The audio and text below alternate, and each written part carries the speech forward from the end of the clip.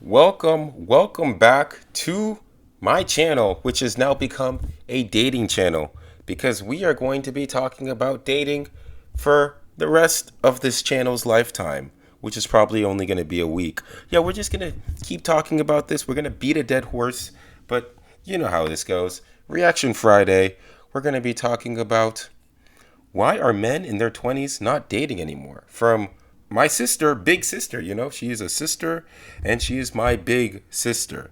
Now, her channel actually is called Big Sister, so we'll see what she has to say.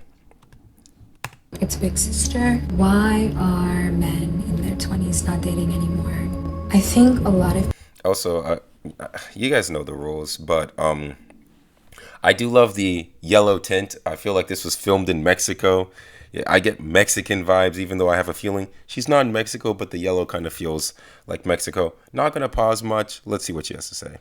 People are confused about why dating, marriage, and family seem so broken and not prioritized. A huge part of this problem is that we like to talk about the symptoms, but we never actually talk about where this started and how it started. Choose it. If you go back far enough, sex, marriage, children, they weren't separate ideas, they were connected. And sex was known to lead to children, and children required family, and family required a commitment within marriage. Once contraception was introduced and normalized, sex could be separated from its natural consequence. Children stopped being seen as the purpose of sex and started being seen as an inconvenience that could be planned around. No-fault divorce entered the picture, and instead of marriage being seen as a lifelong covenant, it became something you could exit simply because you were unhappy. After that came abortion, which reinforced that even if life is created, it can be terminated if it interferes with your plans, and children are no longer a gift or a responsibility, they became a liability. None of this... Oh, wow. She said a lot of things, and the worst part is I can't even really respond to a lot of the things she said. Not because I don't want to, but it's just a lot that she said. Yes, if you have sex with someone, surprise, surprise, you might have a child if there is no contraception. And I don't even disagree with what she's saying. I think somehow she's made it very linear, though, because even before, like, people were having affairs before contraception, whether or not, and didn't care about the consequences of having kids. And also, on top of that, I think historically speaking, like, if we look across, because I think she's mainly focusing on the United States, but if you look within human history, I think only 40% of men have had children compared to 80% of women. It's a 2-to-1 ratio, meaning, like, on historically, if anything, I feel like we're going back to some kind of historical average where a small group of men have most of the children. Like, so contraception, yes, it did complicate things and it did change things. And abortion, yes, that's also a very heavy topic. But she's also, I don't know if she's going to talk about this, but also the cost of having a child in the last 80 years has just exploded. Or I think it's like $300K a pop, man. And I'm not going to lie, I don't have $300,000 lying around. Heck, I don't even have $30 lying around in my bank account. So I don't know where I'm going to get $300,000. So those are kind of my initial thoughts. But let's see what she has to say. Happened overnight, and it wasn't even framed as anti-family at the time. It was framed as progress and freedom and choice, but psychologically something very important shifted. When you remove consequences from sex, people stop preparing for responsibility. And when you make marriage easy to exit, people stop treating it seriously. And then when you frame children as obstacles to self-fulfillment and life and goals, people stop building their lives around the future. And you see this particularly in our young men. Over time, the family stopped being seen as a foundation of society, but instead started being treated as an optional lifestyle choice. And one... Okay, I do want to say something really quickly about no-fault divorce. No-fault divorce actually protects men. ironically. Mind you, I'm not here pushing no fault divorce. I'm not saying it's a good thing. But before no fault divorce, I think it was men, but spouses were killing each other because you couldn't get divorced. So a spouse would kill the other spouse. Yeah, like I said, I didn't research because I'm reacting to this in real time, so I don't know. And also please fact check me. But no fault divorce actually protects, I'm pretty sure it protects men from getting killed by their spouses or by their wives, because this was pre gay marriage, in the United States. So these, I think my thing is, so far I'm noticing, I think she's oversimplifying some things and pushing, which I get it. She's trying to tell a story, so you kind of have to frame things a certain way. But it's a whole lot. No fault divorce, while it is not perfect, trust me, there are flaws. I don't think you can just, blanket, just say, oh, okay, this caused all these problems. Like I said, I think it's problematic, but I think it's a whole lot more complicated than that.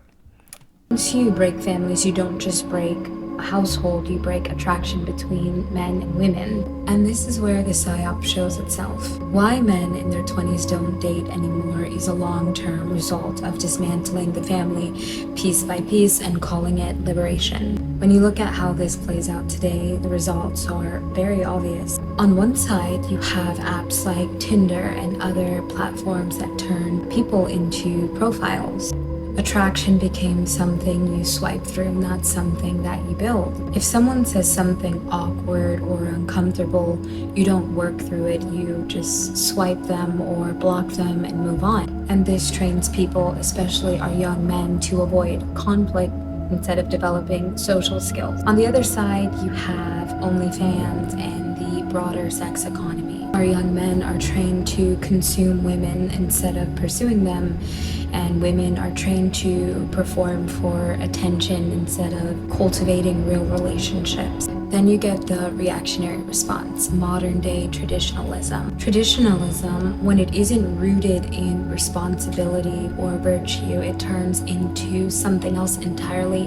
And our society and our online Instagram, Reddit communities have misconstrued what traditionalism is versus what it means today. It produces incels, men who mistake masculinity with withdrawal, contempt, and resentment toward women. They stop pursuing, stop listening, stop improving themselves, and call it principle. And this isn't tradition, this is bitterness. Real tradition requires. I'll say this. I think that when it comes to young men and online dating, and I'll talk about this more at the end of this video, I think that most guys, it's just at the end of the day, this is like buying a risky stock. It's like buying some Bitcoin on, I don't know, like Walmart Bitcoin or something that you don't even know what the return is going to be. Because I can't speak for all men, but for me, I've been rejected so many times. I think like 40 plus. Like I stopped counting. So for me, and I'll talk about this more at the end of the video, it just doesn't seem worth it. It just seems like the women seem happy with doing their own thing. I can do my thing and just live my life, because if enough people tell you no, or just say you're not interested, it's just not, at least in my opinion, it's just not worth it. I don't think men should have to talk to like 50, 100, like just go through all this just for something that, if the opposite gender isn't interested, I don't see the problem of men just, keeping to themselves, if that's kind of what is socially acceptable. Effort, leadership, accountability, self-control, and what we're seeing now is a costume version of it. One that gives men a sense of identity without requiring sacrifice, and gives them someone to blame when their relationships fail. And it's not just men, women fall into this too. Some women adopt a hyper-independent anti-men posture and call it strength. Other women think attention is enough until they realize that this doesn't translate into real love and commitment. And this is how the psyop completes itself. Feminism without limits, traditionalism without wisdom, and they both end up in the same place: loneliness. The system in place doesn't care what side you pick as long as you remain divided and detached, as long as it breaks that attraction between men and women, as long as it detaches you from building anything real with someone. And this is only a piece of the psyop. Break the family, break identity, break consequences, break attraction. And once attraction itself is broken, dating loses its charm, especially for our young men who no longer see a clear reward on either side of the risk. So why aren't men in their 20s dating anymore? It's not because they're lazy or uninterested, at least not most of them, but it's because the culture has trained our young men and women that intimacy is risky and that responsibility is optional. It's trained them that independence is superior. So, what are we gonna do about it? Okay, thank you, big sister. Gracias. Grazie mille. No, thank you, really, thank you. Merci mille. This was really good. I think a lot of things, but let's not make this like a 5,000 hour video because let's just say I don't have the watch time for that, and neither do you. I think what we're seeing is just individualism. That's all we're really seeing because, on the one hand, it's like if you tell people, hey, go out, get a job, go out, you're like responsible for your own success, you don't have really any group priorities. I think and I've noticed this trend on dating discourse. People always talk about men, men, men, woman, woman, woman, but we never talk about groups. We never talk about how after high school, and even after high school or even after college, it's the wild, wild west. You go, you get your corporate job, and then what? You just, after your cubicle, you go, maybe you sit in your apartment or your parents' place. Or after high school, you might go and work at XYZ retail or be a server. Not that I'm trying to demean those jobs, but since most corporate places require a college degree, and if you don't go that route, it gets a whole lot more complicated. But there isn't any group community in mind. You don't have community centers. We kind of don't push religion because religion kind of, would substitute community. And politics are very toxic. Or you could try to go join the Democrats or Republicans, like within the United States. You could try to join a political party, but that's not going to replace your need for community, in my opinion. I don't think there really is an incentive for men to date because even though she blames no-fault divorce, I think divorce rates are like 40 or 50%. And she also didn't talk about like the cost of raising a child and all these other things. There's also a lot of unwritten rules within men and women, especially because you can't really, it's not really, you can't walk up to a woman and talk to her because, you might be branded as a creep. And I'm not saying it's great that people have safety, but everything has a trade-off. We can't have it both ways. You can't have it, okay, we're in this safe society, but then you wonder why people aren't dating. And you even acknowledge it that, yeah, intimacy is risky. No, it is risky because people can, like rejection and awkward. There is conflict when it comes to intimacy. But I think that as a society, we've taken the conflict avoidant approach, which I think we should embrace that and acknowledge, okay, you know what? If we want to do something different, something's got to give. But until something gives, I don't see this changing.